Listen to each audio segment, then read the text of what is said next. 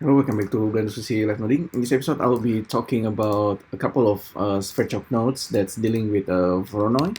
So if you search Voronoi, you have a bunch of nodes that's dealing with Voronoi.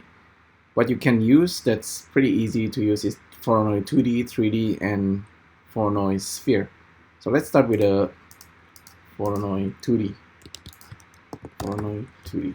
Okay, so this only requires vertices and nothing else. If so, maybe you can just give it like random vector, plug it in, and you're probably expecting something here. Still cannot see anything because random is basically like points that's scattered all over the place. Now you can start to see something, but normally you want to rewire the random vector and kind of flatten it, and then also perhaps you want to add a randomized nodes here and scatter these nodes, scatter the points a little bit more. So you started to see this pattern, Voronoi pattern that looks like a cell.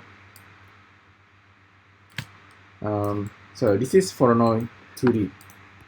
So let's go to the next one, Voronoi Sphere. So this is starting to get quite interesting when you get to the sphere. This also requires only just a bunch of vertices. And if we use a random vector, scatter all over, we actually get this Voronoi sphere right away, which is quite interesting. So you could really generate like a stone generator this way. So if you have like a bunch of value for the seed, you end up with a lot of stones, and if you have grid 10 by 10, this one set to 100, so you have a bunch of pebbles or stones. You can also randomize the radius over here. No, it doesn't seem to work. Interesting. Maybe. Yeah, you can randomize the radius over here.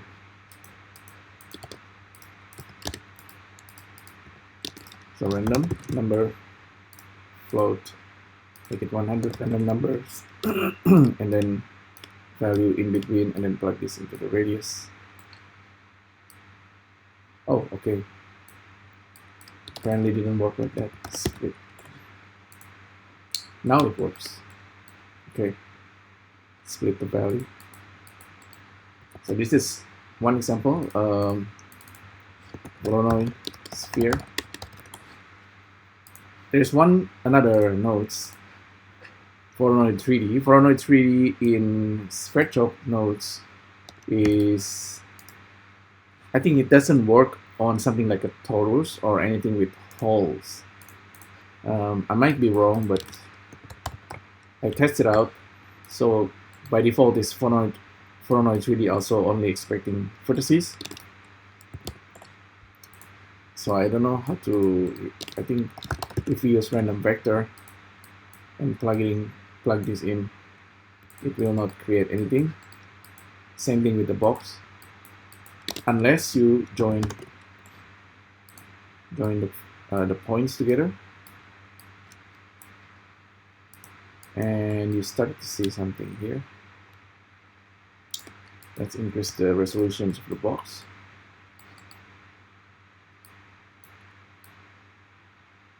Increase the scale. Randomize the vector here.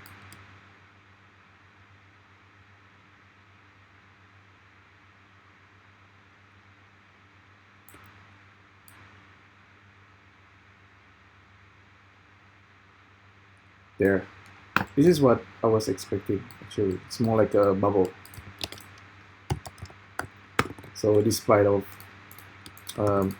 it resembling like a ladder or cell. If it's Voronoi 3D, it's actually a little bit like bubble. So this is Voronoi 3D. And so, like I said, the Voronoi in SVerchok is a little bit different. Somehow it's not, you might expect Voronoi 3D that's kind of like broken, kind of like a fracture, like a cell fracture.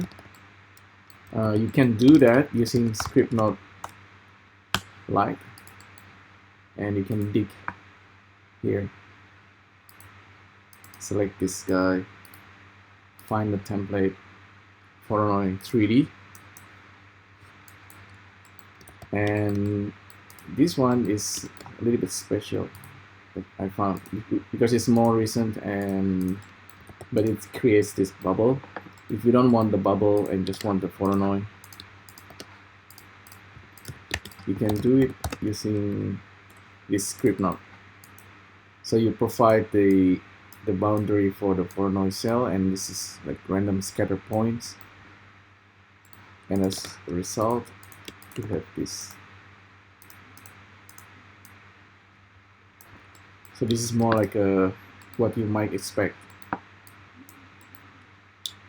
So if I randomize this cell, play around with this shrink, so we have like a fracture.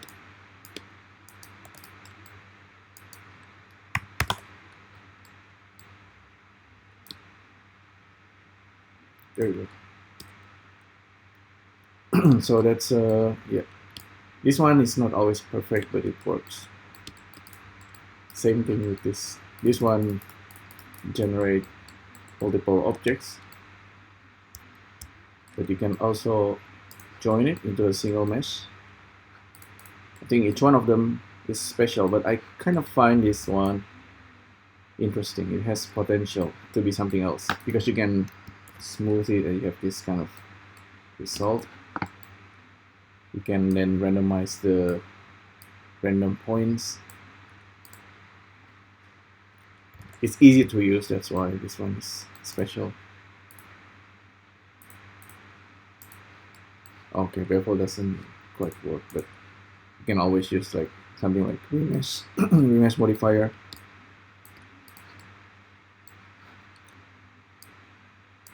Maybe even like maybe use like displacement beforehand.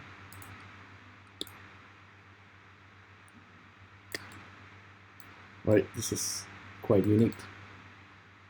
So there you go. That's a quick overlook at all the, I mean almost all.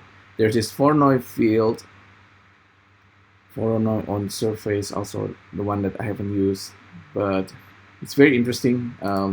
Definitely, if you are doing 3D, you will encounter this Voronoi cell pattern everywhere, including inside like shader nodes, like cycles or EV. You have Voronoi cell shaders. So yeah, give it a try. Let me know what you think, and I'll see you next time. Thank you. Bye.